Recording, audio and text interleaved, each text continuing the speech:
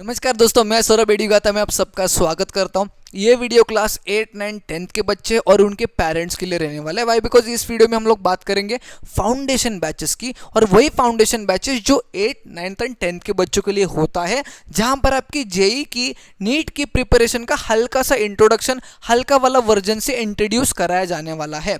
अब इस वीडियो में हम लोग कुल मिला के 4 इंपॉर्टेंट पॉइंट्स देखेंगे। 4 इंपॉर्टेंट पॉइंट में से सबसे पहला पॉइंट मैं आपको ये बताऊंगा कि फाउंडेशन बैच होते क्या, मैं आपको इंट्रोड्यूस कराऊंगा उससे।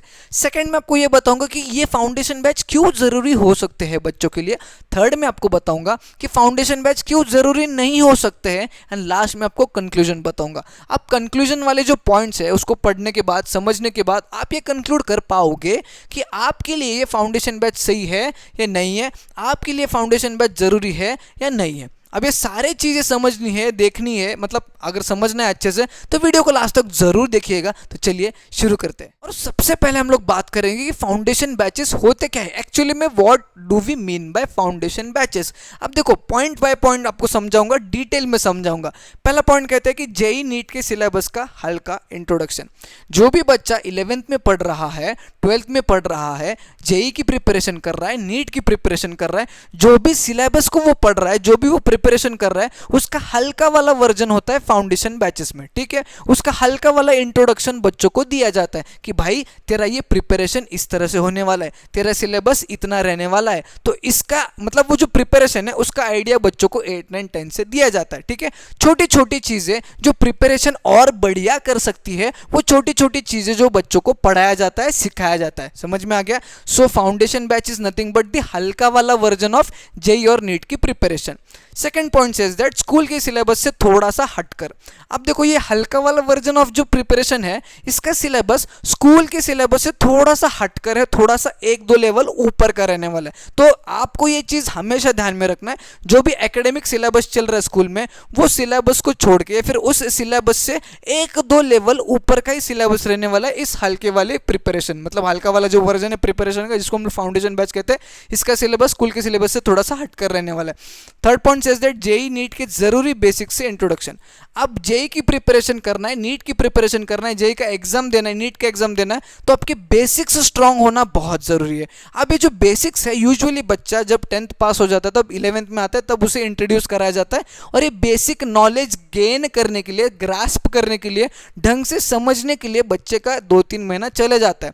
और ये बेसिक नॉलेज बहुत जरूरी है। अगर आपका ये इनकम्प्लीट रह जाता है तो इसके मदद से आपके टॉपिक्स आप क्लियर नहीं कर पाओगे, मतलब आपको टॉपिक समझ में नहीं आएंगे। तो यही बेसिक नॉलेज बच्चों को 8, 9, 10th में इंट्रोड्यूस कराया जाता है, उनको बताया जाता है, उनको समझाया जाता है। ठीक है, ट्रेन कराया जाता है अबाउट द बेसिक नॉलेज। अगर बेसिक नॉलेज बच्चों का 8, 9, 10th में ही पक्का हो जाता है तो 11, 12th का जो प्रिपरेशन है वो एकदम मक्खन जैसे रहने वाला है। हमेशा ये ध्यान में रखना है। Next point says that JEE NEET के इजी एंड जरूरी टॉपिक्स से इंट्रोडक्शन। अब देखो, जो टॉपिक्स इजी है बट इंपॉर्टेंट है, 11th स्टैंडर्ड में जो टॉपिक्स इजी है बट इंपॉर्टेंट है, ऐसे टॉपिक को बच्चों से इंट्रोड्यूस कराया जाता है 9, 10th में, ताकि उनका जो स्कूल का सिलेबस चल रहा है, जैसे कि पीरियोडिक क्लासिफिकेशन ऑफ एलिमेंट एक लेसन का नाम है। अब वो जब लेसन में जो बच्चे एलिमेंट्स के बारे में पढ़ रहे होते हैं, तो according to your school syllabus, CBSE board, state board syllabus, 10, 20 elements के बारे में यूजुअली बच्चे पढ़ते हैं। ठीक है, बट जब आप जेई की प्रिपरेशन कर रहे हो तो मिनिमम 30 to 35 एलिमेंट्स के बारे में आपको पढ़ाया जाता है, आपको जानकारी दी जाती है और आपको खुद भी पढ़ना पड़ता है। अब वही जो चैप्टर है 11th स्टैंडर्ड में, थोड़ा सा प्रो लेवल में, वही आपको इंट्रोड्यूस कराया जाएगा 10th स्टैंडर्ड में। वाई? बिकॉज 10th स्टैंडर्ड में आपको स्कूल में पढ़ा रहे 10-20 एलिमेंट्स के बारे में, बस आपको यहाँ पे और 10-15 एलिमेंट्स ज़्यादा पढ़ने हैं, थोड़ा सा ऊपर के लेवल पे जाके पढ़ना है। तो इस तरह जो टॉपिक्स इजी है बट इंपॉर्टेंट है, उनको बच्चों से इंट्रोड्यूस कराया जाने वाला है 9, 10 स्टैंडर्ड में। समझ में आ गया? Next point says that other than syllabus कई और चीज़ें बच्चे सीखते हैं। जी हाँ, ये पढ़ाई, ये सिलेबस, ये प्रिपरेशन के अलावा भी बहुत सारी चीज़ें बच्चे सीखते हैं इन फाउंडेशन बैचेस में।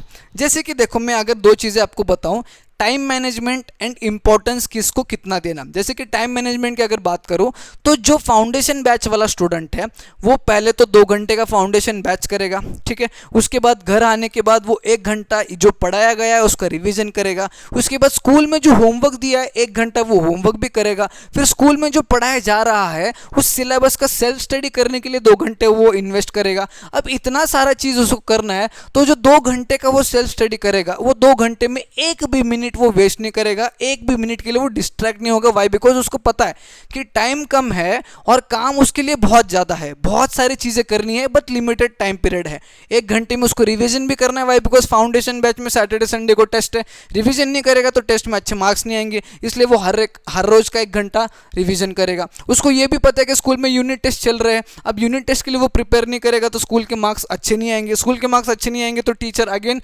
पेरेंट्स को कंप्लेन करेंगे, वो आपका पूरा जो मार्क्स है 8th का 9th का 10th का उस पर इफेक्ट करेगा। इसलिए वो स्कूल का सेल्फ स्टडी भी 2 घंटा सिंसियरली करेगा। उसको ये भी पता है कि अगर मैं होमवर्क नहीं करूंगा, असाइनमेंट्स नहीं करूंगा, प्रोजेक्ट्स नहीं करूंगा तो मुझे इंटरनल मार्क्स नहीं मिलेंगे, तो उसको भी इंपॉर्टेंस देना है, मतलब वो भी करना है। तो ये सारे चीज़ें को मैनेज करने बच्चा आराम से सीख जाता है। On the other hand side अगर आप उस बच्चे को देखोगे जो बस 8 का पढ़ाई कर रहा है, 9th का पढ़ाई कर रहा है, 10th का पढ़ाई कर रहा है, वो घर पे आके सेल्फ स्टडी जब करेगा 2 घंटे का, उसमें से 1-1.5 घंटा वो सिंसियरली पढ़ेगा, बट आधा 1 घंटा जो है वो डिस्ट्रैक्ट हो जाएगा, मतलब डिस्ट्रैक्ट हो जाएगा, ओवरथिंक करना स्टार्ट करेगा, बट वो सिंसियरली 2 घंटे 2.5 घंटे नहीं पढ़ पाएगा। वाई? बिकॉज उसके लाइफ में मतलब वो उतना इंपॉर्टेंस नहीं दे पा रहा है, वो उतना सिंसियरली नहीं पढ़ पा रहा है। वाई? बिकॉज उसको एक ही चीज़ करनी है, उसमें भी वो डिस्ट्रैक्ट हो रहा है। दूसरी चीज़ इंपॉर्टेंस की अगर मैं बात करूं तो अभी जैसे मैंने बताया, ये फाउंडेशन वाले बच्चे जो होते हैं इनके पास बहुत सारे चीज़ें करने के लिए होता है, तो वो जो ऐसी चीज़ें जिसको इंपॉर्टेंस नहीं देना चाहिए, मतलब फॉर एग्जाम्पल ऐसी चीज़ें जो उनका टाइम वेस्ट कर रही है,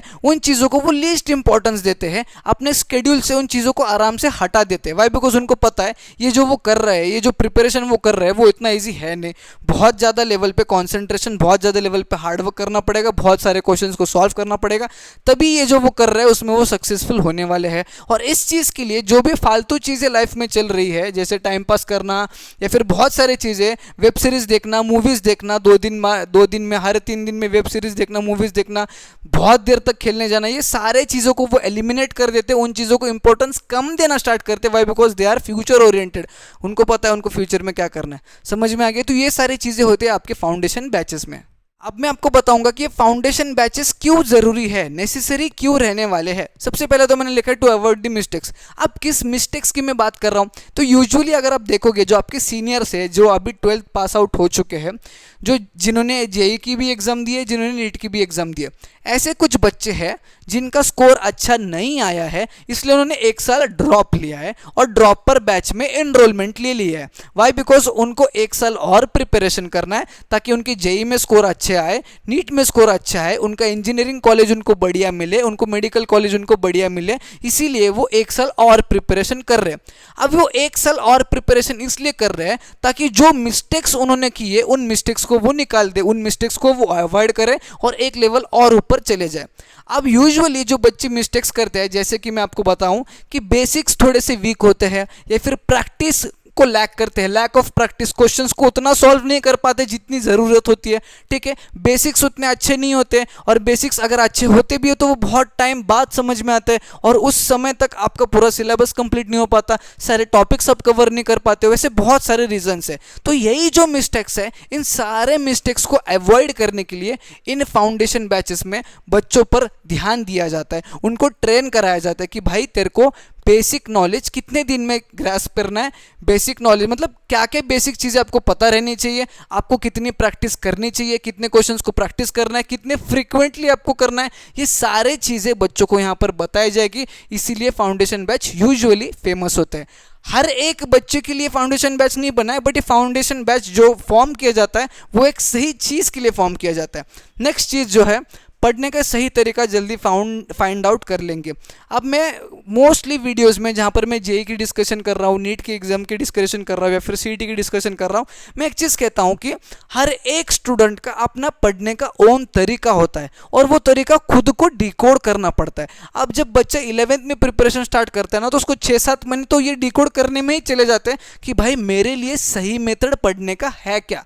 अब ये जो चीज़ है डिकोड करने का कि मेरे लिए सही मेथड है क्या। अगर बच्चा फाउंडेशन बैच में पढ़ रहा है तो वो जल्द से जल्द इस चीज़ को डिकोड कर लेगा, इस चीज़ को वो डिकोड कर लेगा कि उसको किस तरह से पढ़ना है, और वो जितने जल्दी डिकोड कर लेगा उसके लिए उतना बेटर रहने वाला है। क्योंकि अगर वो 9th-10th में डिकोड कर लेता है कि भाई साहब मेरे को इस पैटर्न में पढ़ना है, इतने सारे क्वेश्चन सॉल्व करना है, कंसेप्ट को इस तरह से समझना है, तब जाके मेरे टॉपिक्स क्लियर होते हैं, तब जाके मेरे मार्क्स अच्छे आते हैं, तब जो उसका 11th एंड 12th का प्रिपरेशन, जो एक्चुअल प्रिपरेशन, जो प्राइम प्रिपरेशन है, वो एकदम मक्खन जैसे जाने वाला है। एंड ज़रूर उसके मार्क्स जो है वो बढ़िया आने वाले हैं, जो entrance exams just like JEE and NEET में। नेक्स्ट पॉइंट इज आप थोड़ा सा फ्यूचर ओरिएंटेड हो जाते हो। अब देखो, जब आप फाउंडेशन बैचेस में जाते हो, whether you are interested in engineering और मेडिकल, अगर दोनों में इंटरेस्टेड नहीं भी हो, बट आपके एनवायरनमेंट में, आपके सराउंडिंग में ऐसे बच्चे होते हैं जो गोल ओरिएंटेड होते हैं, जो फ्यूचर ओरिएंटेड होते हैं। जैसे कि कोई एक स्टूडेंट है जिसने आपने 7th-8th में ही डिसाइड कर लिया कि उसको हार्ट सर्जन बनना है, और हार्ट सर्जन बनने के लिए उसको टॉप मेडिकल कॉलेज में एडमिशन लेना पड़ेगा, जिसके लिए उसको नीट का स्कोर जो है वो बहुत बढ़िया लाना पड़ेगा। और नीट का स्कोर बहुत बढ़िया लाना है तो उसको बहुत अच्छे से पढ़ाई करना पड़ेगा, इसलिए वो लड़का 8th स्टैंडर्ड में या 9th स्टैंडर्ड में अपने फाउंडेशन बैच में आया। जब ऐसे स्टूडेंट्स के साथ बाकी के बच्चे बैठेंगे तो उन्हें भी कुछ लगना स्टार्ट हो जाएगा अंदर से कि भाई अगर ये सोच रहा है अपने फ्यूचर के बारे में तो मुझे भी अपने फ्यूचर के बारे में सोचना पड़ेगा। अगर वो इंजीनियरिंग या मेडिकल है भी नहीं, कोई और फील्ड में भी जाना चाहता है, बट वो अपने फ्यूचर के बारे में सोचना स्टार्ट करेगा। वाई? बिकॉज उसको पता है कि अभी नहीं सोचूंगा तो लेट हो जाएगा। ठीक है, जब वो बच्चों के साथ रहने वाला है, वो जो स्टूडेंट्स है जो गोल ओरिएंटेड होते हैं, फ्यूचर ओरिएंटेड होते हैं, उनके साथ रह के ये अपना स्टूडेंट भी सोचना स्टार्ट करेगा। नेक्स्ट इज जेईई नीट आपके लिए सही है या नहीं, इस क्वेश्चन का आंसर बच्चों को मिल जाएगा। ये जो क्वेश्चन है कि जेईई या फिर नीट, इंजीनियरिंग या फिर मेडिकल मेरे लिए सही है या नहीं, इस क्वेश्चन का आंसर बच्चों को इस फाउंडेशन बैच के थ्रू मिल जाएगा। जैसे कि समझो एक स्टूडेंट है जो 3 साल का फाउंडेशन कर रहा है, 2 साल का फाउंडेशन कर रहा है। फाउंडेशन करने के बाद उसको पता चल रहा है कि ये जो प्रिपरेशन चल रहा है, जो सिलेबस के मतलब इस सिलेबस को जो पढ़ रहा हूँ, ये मेरे पल्ले नहीं पढ़ रहा।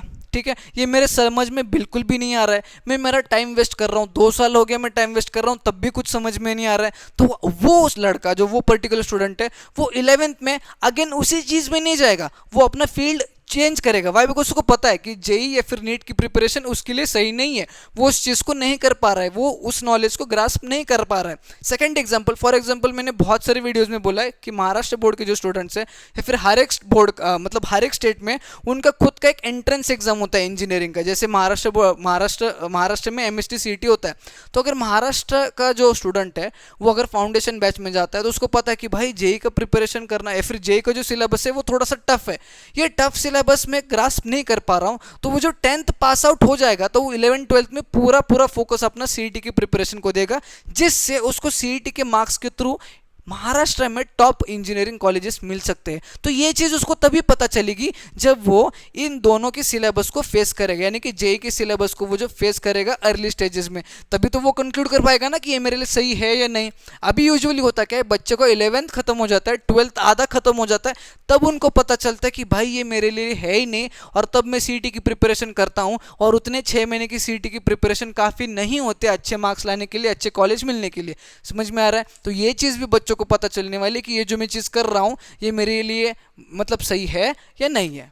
अब मैं आपको बताऊंगा कि ये फाउंडेशन बैच ज़रूरी क्यों नहीं है। सबसे पहला पॉइंट कहता है कि 95% बच्चे, अब देखो 95% ऑफ द बच्चे जो फाउंडेशन बैचेस में होते हैं वो इन्फ्लुएंस के थ्रू आए होते हैं, और 5% ऑफ द बच्चे जो फाउंडेशन बैचेस में होते हैं वो अपने ओन इंटरेस्ट की वजह से आए होते हैं। अब 95% बच्चे इन्फ्लुएंस के थ्रू, यानी क्या, फॉर एग्जांपल मेरा दोस्त फाउंडेशन बैच में जा रहा है तो मुझे भी जाना है, यानी कि मैं मेरे दोस्त से इन्फ्लुएंस होके जा रहा हूँ फाउंडेशन बैच में।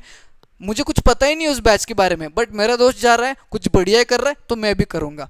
अगर आपके पेरेंट्स को किसने सजेस्ट किया कि आपके बेटे को फाउंडेशन बैचेस में डालिए, वो बहुत बढ़िया रहने वाला है, तो आपके पेरेंट्स आपको एनरोलमेंट करा देते हैं बिना जाने कि आपको वो चीज़ करनी है या नहीं करनी है, आपको इंटरेस्ट है या नहीं है, आपको फ्यूचर में क्या करना है, ये बिना जाने आपको फाउंडेशन बैच में डाला जाता है। ये भी आपका एक इन्फ्लुएंस का ही पार्ट आने वाला है। तो 95% ऑफ द बच्चे जो फाउंडेशन बैचेस में होते हैं वो इन्फ्लुएंस के थ्रू आए होते हैं, और 5% ऑफ द बच्चे इंटरेस्ट मतलब अपने खुद के इंटरेस्ट की वजह से आए होते हैं। और ये मैं डेटा ऐसे ही फेक नहीं रहा हूँ, ये पूरा डेटा वेरीफाइड डेटा है जो स्टडी किया जाता है, उसके बेसिस पे मैं आपको बता रहा हूँ। अब ये 5% बच्चे इंटरेस्ट के बेसिस पे आ रहे हैं, यानी क्या कि जैसे कि मैंने अभी आपको एग्जांपल दिया, एक स्टूडेंट है जिसको हार्ट सर्जन बनना है, या फिर एक ऐसा स्टूडेंट है उसको पता है कि मुझे आईआईटी बॉम्बे से सीएस पढ़ना है, तो आईआईटी बॉम्बे अगर मुझे चाहिए तो कितना स्कोर चाहिए जेई मेंस में, एडवांस में, क्या रैंक मेरी रहनी चाहिए ताकि मुझे सीएस मिले आईआईटी बॉम्बे में।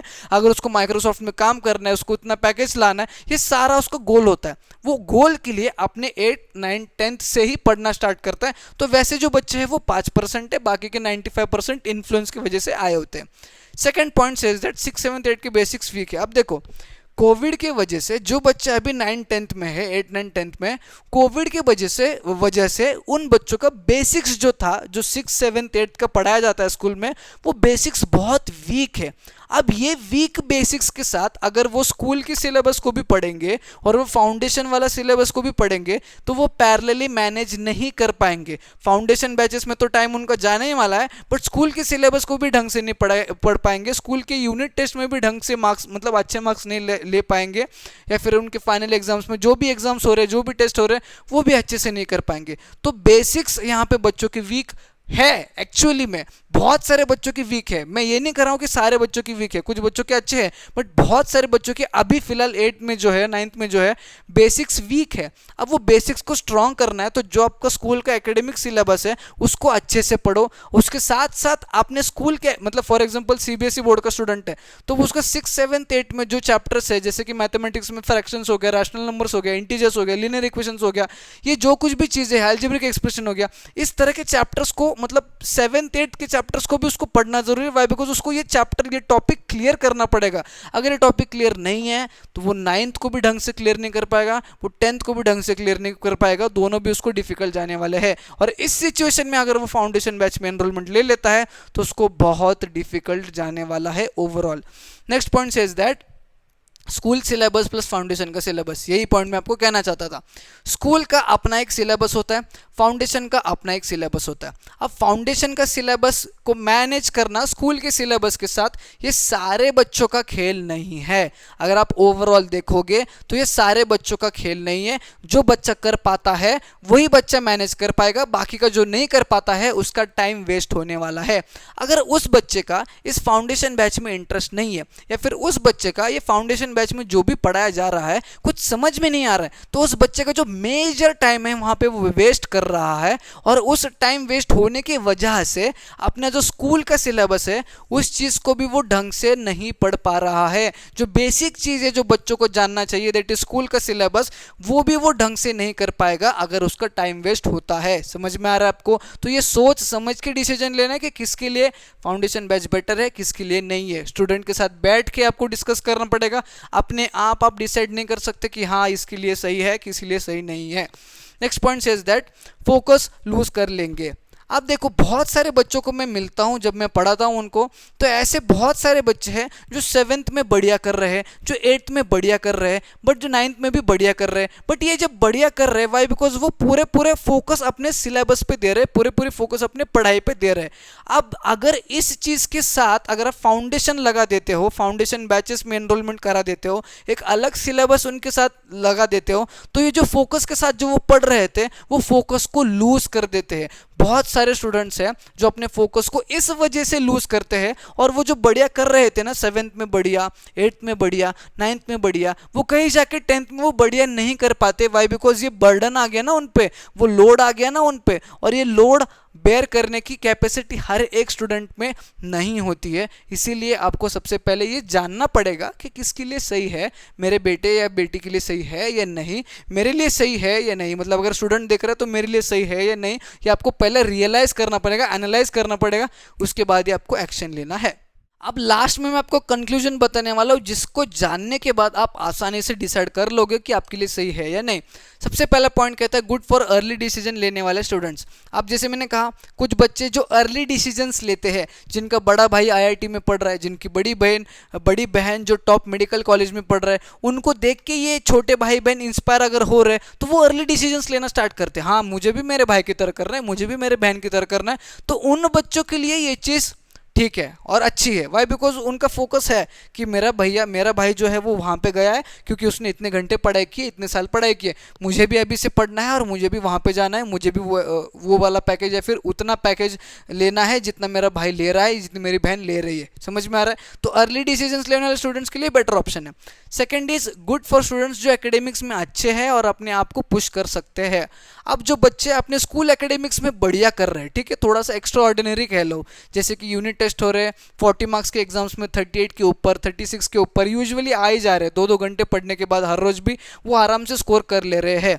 तो ऐसे स्टूडेंट्स के लिए फाउंडेशन बैच सही रहेगा, क्योंकि ऐसे स्टूडेंट्स जो स्कूल के सिलेबस को ईजिली हैंडल कर पा रहे, उन बच्चों के हाथ में आप ये नया वाला सिलेबस दे सकते हो। वाई? बिकॉज वो उसको तब हैंडल कर सकते हैं क्योंकि उनको पता है स्कूल के सिलेबस के लिए मुझे 2 घंटा पढ़ना इज इनफ, 2 घंटे पढ़ने से भी मैं अपना स्कूल का सिलेबस पूरा अच्छे से मैनेज कर पा रहा हूँ। अब ये नई चीज़ मुझे पढ़ना यहाँ पे इंपॉर्टेंट है। वाई? बिकॉज वो अपने आप को जो है वो पुश कर सकते हैं, ठीक है, और ज़्यादा पढ़ने के लिए वो पुश कर सकते हैं, इसलिए उन बच्चों के लिए भी ये बेटर ऑप्शन रहने वाला है। Third point says that not good for the students जो इन्फ्लुएंस होकर जा रहे हैं। जैसे मैंने अभी बताया था 95% ऑफ द स्टूडेंट्स इन्फ्लुएंस होकर जा रहे हैं, तो उन बच्चों के लिए ये अच्छा नहीं रहने वाला है जो इन्फ्लुएंस होकर जा रहे हैं। अब अगर 100% ऑफ द बच्चे इन्फ्लुएंस होकर जा रहे हैं तो उसमें से 80% ऑफ द बच्चों का रिजल्ट बढ़िया नहीं आता है, ना ही स्कूल में ना ही फाउंडेशन बैचेस में, क्योंकि वो सारे चीज़ें मैनेज नहीं कर पाते, वो इतना हाई लेवल के सिलेबस को ग्रास्प नहीं कर पाते, वो उसको पढ़ नहीं पाते, सारी चीज़ों को एक साथ मतलब सारी चीज़ों का लोड एक साथ नहीं ले पाते। इसलिए ये बच्चों का जो फ्यूचर है, जो उनका 9th-10th का जो साल है जो बहुत इंपॉर्टेंट है, 10th बोर्ड्स बहुत इंपॉर्टेंट है, 9th का CBSE का साल बहुत इंपॉर्टेंट है क्योंकि सिलेबस थोड़ा डिफिकल्ट होता है, वो वेस्ट हो जाएगा। इसीलिए इन्फ्लुएंस होके जो जा रहे हैं बच्चे, उनको 2 बार सोचना पड़ेगा, 2 बार और सोचना पड़ेगा कि मुझे रियली जाना चाहिए या नहीं जाना चाहिए। अगर आपने एनरोलमेंट ले भी लिया है, 8th में लिया है, 9th में लिया है, तो आपका जो एक्सपीरियंस आप कर रहे हो उसके बेसिस पे आप डिसीजन चेंज कर सकते हो। वाई? बिकॉज टाइम को वेस्ट बिल्कुल भी नहीं करना है। समझ में आ रहा है आपको? Next point is that goal JEE NEET को क्रैक करना है बट स्कूल एकेडमिक्स में स्ट्रगल कर रहे हो तो क्या करें। जैसे कि एक स्टूडेंट है जिसका गोल जेईई नीट को क्रैक करना है बट अभी फिलहाल वो स्कूल एकेडमिक्स में स्ट्रगल कर रहा है, उसको जाना तो टॉप IIT में ही है बट अभी वो स्कूल का जो सिलेबस है उसमें स्ट्रगल कर रहा है। तो वैसे स्टूडेंट्स को मैं एक चीज़ कहना चाहता हूँ कि जो आप पढ़ रहे हो, जो आप अभी यूजुअली फेस कर रहे हो स्कूल का सिलेबस, उसमें बेस्ट होने की ट्राई करो। फिलहाल आप इस फाउंडेशन बैच के बारे में भूल जाओ, ठीक है, आपको करना है 11th-12th में आप करोगे प्रिपरेशन, बट अभी फिलहाल आपके जो बेसिक्स है जो स्कूल में पढ़ाए जा रहे हैं, जो आपको जानना जरूरी है, वो बेसिक्स पे ध्यान दीजिए, आपके स्कूल एकेडमिक्स में ध्यान दीजिए, स्कूल के एग्जाम्स में आप कैसे बेहतर कर सकते हो इस पे ध्यान दीजिए, क्योंकि अभी आपके लिए इंपॉर्टेंट है। 11th-12th में आप कर लोगे, क्योंकि अगर अभी आप सिंसियरली पढ़ रहे हो, अभी आप जो स्ट्रगल कर रहे हो, अगर इसको आप अच्छा कर लेते हो, अच्छे से फोड़ सकते हो, तो 11th-12th तो आपके लिए हलवा रहने वाला है, तब भी आप कर लोगे। समझ में आया? So this is all about today's video. अगर आपको ये वीडियो इन्फॉर्मेटिव लगता है, बढ़िया लगता है, तो एक लाइक जरूर करना, ज़्यादा से ज़्यादा बच्चों में शेयर करना, नहीं हो तो चैनल को सब्सक्राइब करके जाना। हम मिलेंगे न्यू वीडियो में।